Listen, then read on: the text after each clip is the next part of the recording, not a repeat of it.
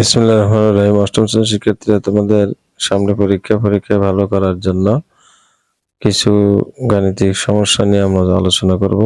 দেখো, একটি সমস্যাটা হচ্ছে এরকম: একটা দ্রব্য 315 টাকা বিক্রয় করায় 10% ক্ষতি হয়, ওই দ্রব্যের ক্রয় মূল্য কত? এই ধরনের প্রশ্ন পরীক্ষা থাকতে পারে, খেয়াল করে দেখবে। এখানে বলছে ক্ষতি বললে সবসময় 100 থেকে 10 টাকা বিয়োগ করতে হয়। ক্ষতি বললে যেহেতু 10% ক্ষতি, তাহলে 100 থেকে 10 টাকা বিয়োগ। যদি 5% ক্ষতি বলতো, তাহলে 100 টাকা থেকে 5 টাকা বিয়োগ হতো। অর্থাৎ যত পার্সেন্ট ক্ষতি তাকে 100 থেকে বিয়োগ করতে হবে। এখন 10% ক্ষতি, এই জন্য আমরা 100 থেকে 10 টাকা বিয়োগ করব। যদি 20% ক্ষতি বলতো, তাহলে 100 থেকে 20 টাকা আমরা বিয়োগ করতাম। আর যদি লাভ বলে, তাহলে যোগ হবে, এর উল্টাটা হবে। 5% লাভ, এর মানে 100 সাথে 5 যোগ। 5% ক্ষতি মানে 100 থেকে 5 টাকা বিয়োগ। 10% ক্ষতি মানে 100 থেকে 10 টাকা বিয়োগ। 10% লাভ মানে 100 সাথে 10 টাকা যোগ। এইভাবে হিসাব করতে হবে। এখন এই অঙ্কগুলি পরীক্ষা হলে কিভাবে করবে? তো ক্রয় মূল্য সবসময় এক্ষেত্রে ধরে নিবে 100 টাকা। তাহলে লিখবে যে এগুলি করার সময় যদি সংক্ষিপ্ত প্রশ্নের ক্ষেত্রে আসে, সংক্ষিপ্ত প্রশ্ন, সৃজনশীল প্রশ্নের ক নাম্বারে আসতে পারে, আবার অবজেক্টিভের ক্ষেত্রে আসে। তো সেটা কিভাবে করবে সেটা আমরা দেখাবো। অবজেক্টিভের ক্ষেত্রে তো এত ডিটেলস কথা বলা যাবে, সেটা সংক্ষিপ্তভাবে করতে হবে। তো সৃজনশীল এবং সংক্ষিপ্ত প্রশ্নের ক্ষেত্রে এভাবে করবে। দেখো, প্রথমে লিখবে যে দ্রব্যের ক্রয় মূল্য আমাদেরকে নির্ণয় করতে হবে। তো যেটা আমাদেরকে কাছ থেকে চাওয়া হয়েছে, সেটা দ্রব্যের ক্রয় মূল্য সবসময় 100 টাকা ধরে নিবে। দ্রব্যের ক্রয় মূল্য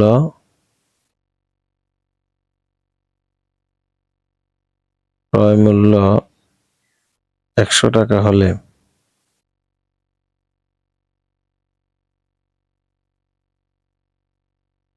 বিক্রয় মূল্য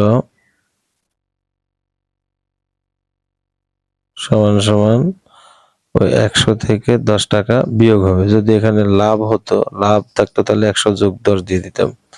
তাহলে 100 থেকে 10 গেলে 90 টাকা। এটা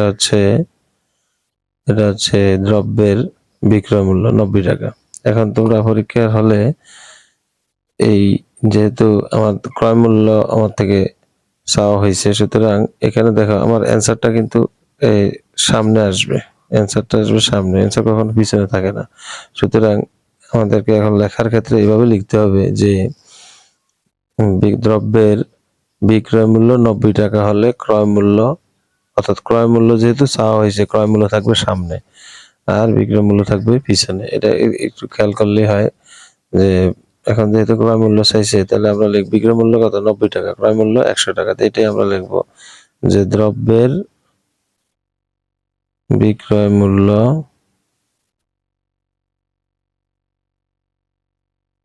90 টাকা হলে 90 টাকা হলে ক্রয় মূল্য কত টাকা? 100 টাকা।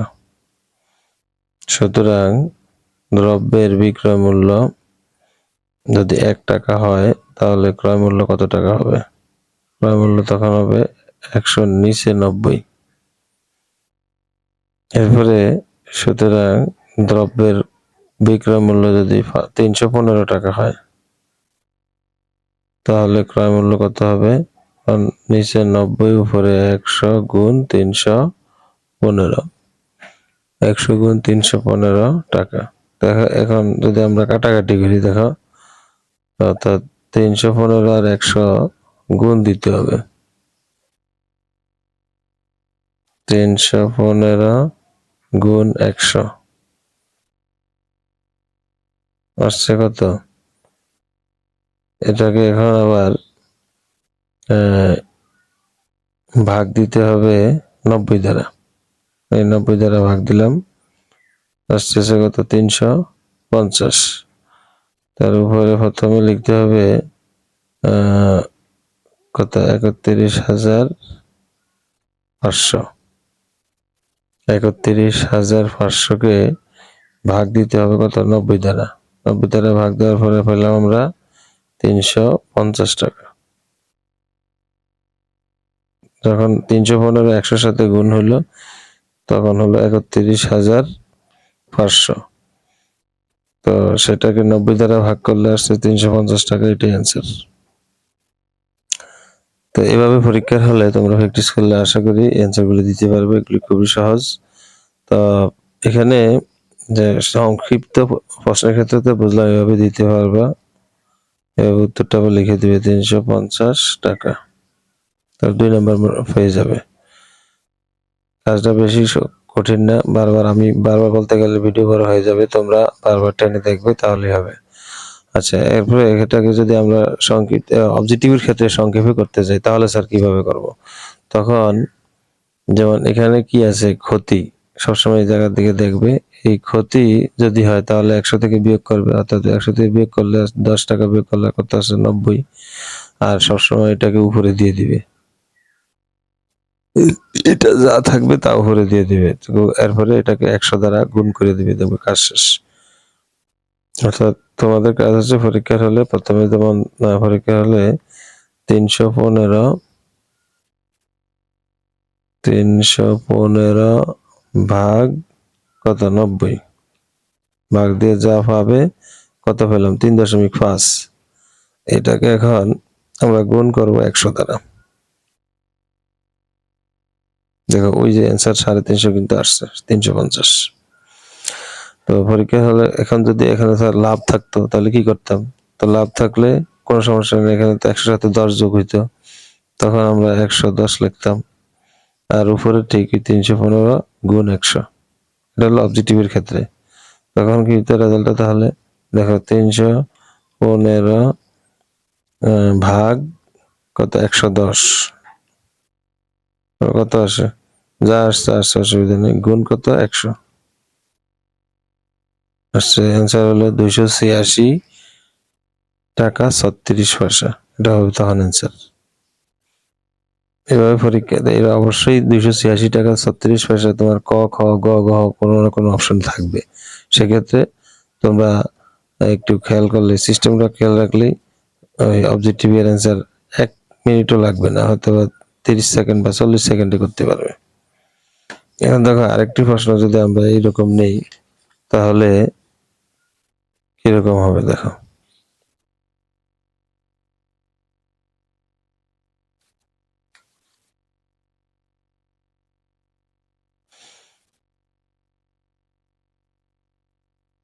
আরেকটা প্রশ্ন যদি আমরা নেই, যেমন ধরো একটি শার্ট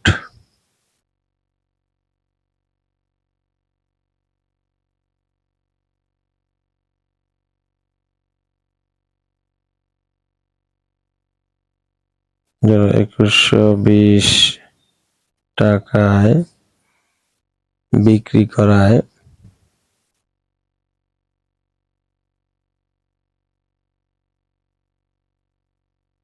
বিক্রেতার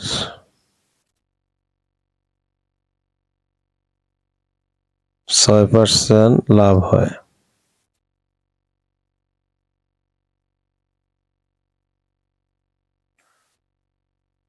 শার্টের ক্রয় মূল্য কত? প্রশ্নটা হচ্ছে শার্টের ক্রয় মূল্য কত?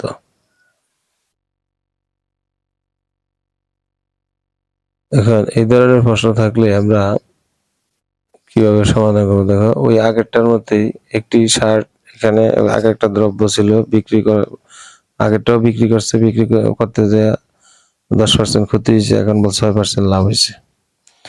তাহলে আমার বুঝেই গেল যে এটার সাথে 106 কি করতে হবে, 6 যোগ করতে হবে, অর্থাৎ 106 হবে বিক্রয় মূল্য, ক্রয় মূল্য 100 টাকা।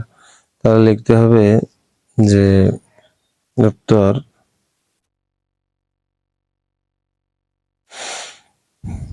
শার্টের, এটা হচ্ছে সৃজনশীলের ক এবং সংক্ষিপ্ত প্রশ্নের ক্ষেত্রে অ্যান্সারটা এভাবে করতে হবে। শার্টের ক্রয় মূল্য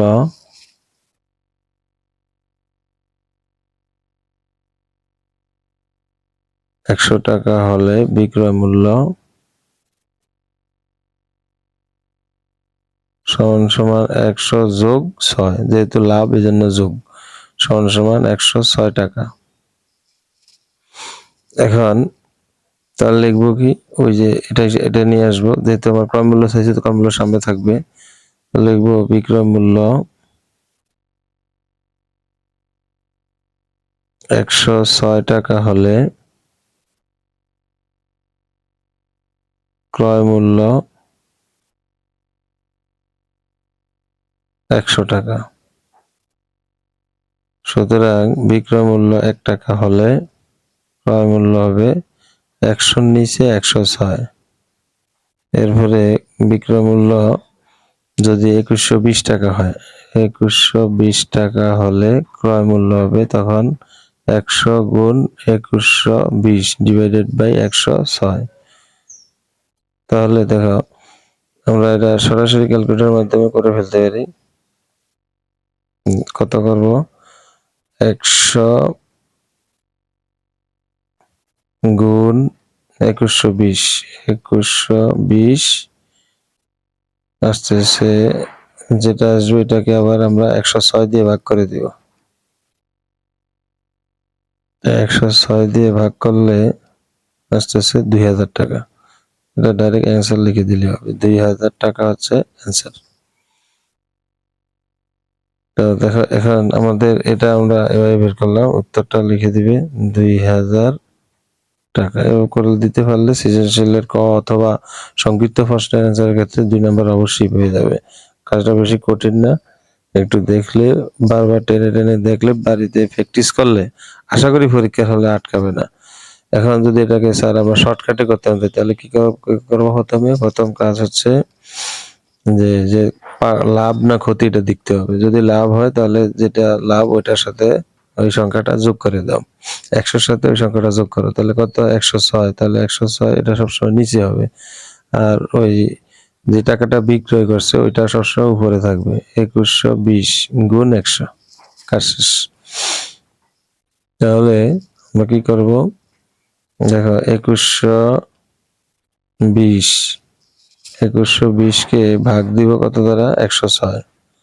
ভাগ দেওয়ার পরে যেটা পেলাম এটাকে এখন গুণ করবো 100-র সাথে, এই 2000 টাকা। ওই 2000 ঠিকই আসছে, আর আগের মতো না, এখন এভাবে আসছে। এই তাহলে আশা করি সবাই একটু প্র্যাকটিস করবে, প্র্যাকটিস করলেই পারবে। এরপর দেখো যদি এরকম থাকে যে একটি, আমরা কয়েকটি প্র্যাকটিস করে দিই, এরপরে যাতে মনে রাখতে সুবিধা। একটি খাতা 25 টাকায় কিনে 40 টাকায় বিক্রয় করায়, 40 টাকায়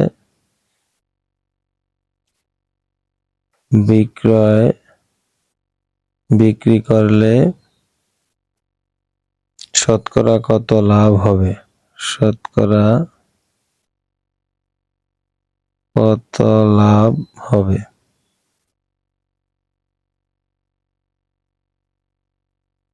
শতকরা কত লাভ হবে, এটা হচ্ছে প্রশ্ন। এখন কি বলছে, একটি খাতা 25 টাকায় কিনে, একটি খাতা 25 টাকায় কিনে 40 টাকায় বিক্রি করলে শতকরা কত লাভ হবে? আমাদের কাজ হচ্ছে এক্ষেত্রে যে প্রথমে খেয়াল করা যে 25 টাকায় কিনছে, 40 টাকা বিক্রি করছে, তার প্রথমে লিখবে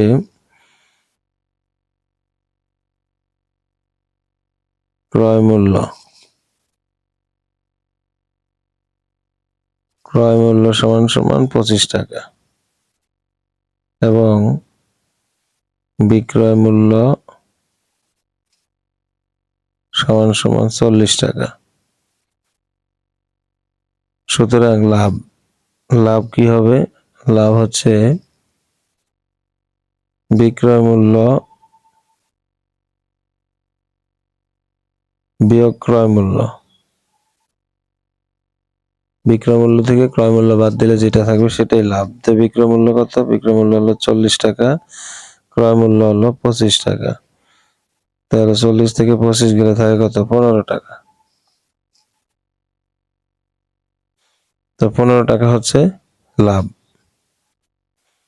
এখন 15 টাকা লাভ হলে এই 15 টাকা কার উপরে লাভ হয়েছে? 25 টাকার উপরে লাভ হয়েছে।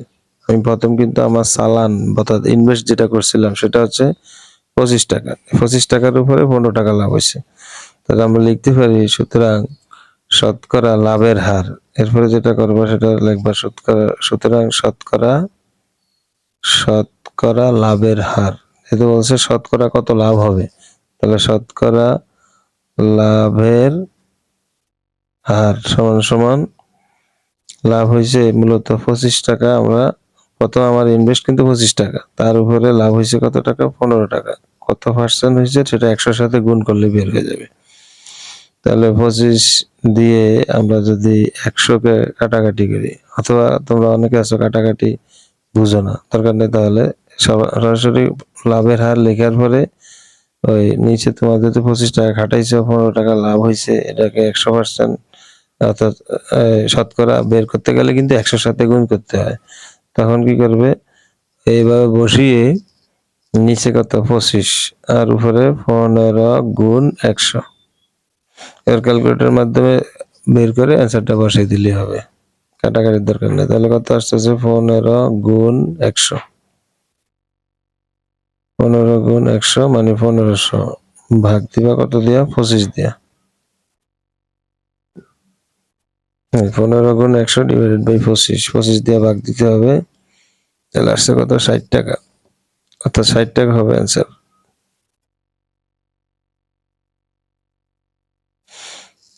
আশা করি সবাই মনোযোগ সহকারে দেখবে।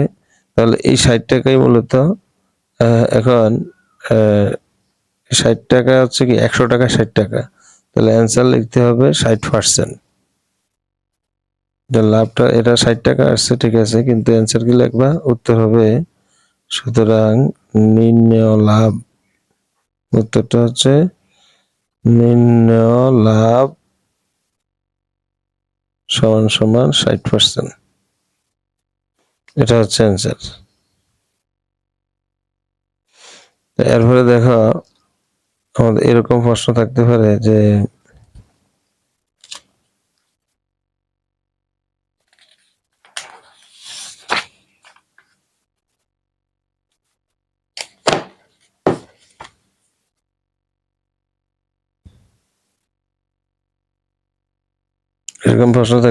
যে প্রথম 20টি ক্রমিক স্বাভাবিক সংখ্যা অথবা প্রথম 40টি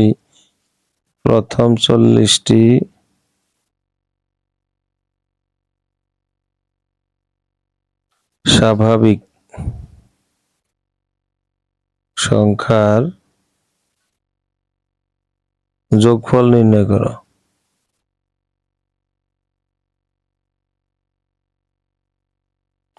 প্রথম 40টি স্বাভাবিক সংখ্যার যোগফল নির্ণয় করো। স্বাভাবিক সংখ্যা তাহলে লিখবা যে উত্তর ক্ষেত্রে ঠিকভাবে অ্যান্সার করবা যে প্রথম 40টি স্বাভাবিক সংখ্যার যোগফল। এটা লেখার পরে সমান দিয়া প্রথম 40টি স্বাভাবিক সংখ্যার যোগফল করতে গেলে প্রথম সংখ্যা কত? 1, আর 40তমটা হচ্ছে যেহেতু 40 পর্যন্ত গেছে তাহলে শেষ সংখ্যা, প্রথম সংখ্যা হলো 1, শেষ সংখ্যা হবে 40। সূত্রটা এটা সূত্র হলো প্রথম সংখ্যা যোগ শেষ সংখ্যা, এরপরে গুণ দিয়ে পদ সংখ্যা। পদ কয়টা? 1 থেকে 40, তাহলে 40টা হবে, আর নিচে সূত্র হলো 2। তাহলে এই হচ্ছে মূলত সূত্র, প্রথম সংখ্যা যোগ শেষ সংখ্যা গুণ পদ সংখ্যা ডিভাইডেড বাই 2। তাহলে এখন 2 দিয়ে যদি আমরা এটা কেটে দিই তাহলে আসতেছে কত? 20। 20 দুগুণে 40, আর এখানে 40 এর একে কত? 41 গুণ কত? 20। তাহলে 41 দুগুণে যা হবে 41 দুগুণে কত? 82। 82 আর 0 অর্থাৎ 41 আর 20 এ গুণ দিলে 820। এটাই হচ্ছে অ্যান্সার। উত্তর হচ্ছে 820। কি অনেক সহজ না? এইভাবে করে দিলে তোমরা আশা করি 2 এ 2 পেয়ে যাবে এই ধরনের প্রশ্ন আসলে। আবার ধরো এর প্রশ্ন থাকাটা খুবই সম্ভাবনা আছে, একটু দেখে নিবে। এরপরে দেখো এরকম প্রশ্ন থাকতে পারে যে ধরো একটা এরকম বীজগাণিতিক রাশি উঠিয়ে দিবে 4 ক যোগ 17, বীজগণিতীয়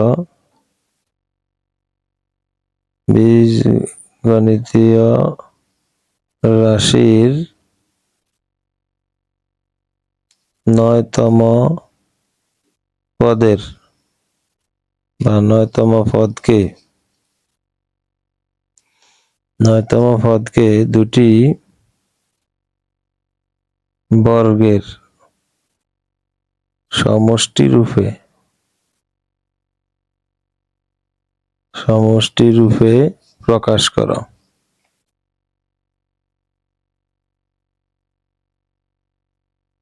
সমষ্টি রূপে প্রকাশ করো। যদি এরকম হয় তাহলে আমরা লিখতে পারি কি, এখন তোমার কাজ হচ্ছে পরীক্ষা হলে তোমরা এই 4 ক যোগ 17 বীজগণিতের 9তম পদ যেহেতু বলছে, প্রথমে লিখবা যে দেওয়া আছে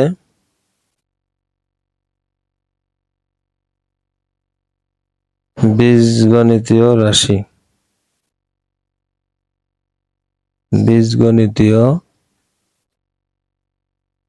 রাশি 4 ক যোগ 17। এরপরে লিখবা সুতরাং প্রদত্ত রাশির 9তম পদ, এর মানে কর মান 9, 4 গুণ 9 যোগ 17।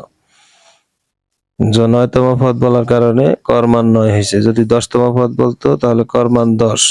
15তম পদ বললে আমরা কর মান 15 বসাতাম, অর্থাৎ কর জায়গার মধ্যে 15 বসাতাম। যেহেতু 9তম পদ বলছে এই জন্য কর জায়গায় 9 বসালাম। তো 4 নং কত? 36। 4 নং 36 যোগ হলো 17, 53। তাহলে এখন মূলত বলছে, এই যে বলছে 9তম পদকে মূলত 53কে বলা হয়েছে। 53কে দুইটি বর্গের সমষ্টি রূপে প্রকাশ করার জন্য বলা হয়েছে। এখন 53কে যদি আমরা দুইটি বর্গের সমষ্টি রূপে প্রকাশ করতাম, লিখতে পারি আমরা যে সুতরাং 53 এর দুটি বর্গের সমষ্টি রূপে প্রকাশ, দুটি বর্গের সমষ্টি রূপে প্রকাশ। তাহলে এখানে 53 দিতে গেলে প্রথমে আমরা একবারে কিন্তু 7 7 49 দিয়ে দিতে পারি। তো 49 গেলে থাকে কত? 4, অর্থাৎ 2 এর উপরে স্কয়ার। 7 7 49 আর যোগ 4, 49 আর 4 এ 53। এখানে আমরা লিখতে পারি 49 যোগ 4 সমান 53।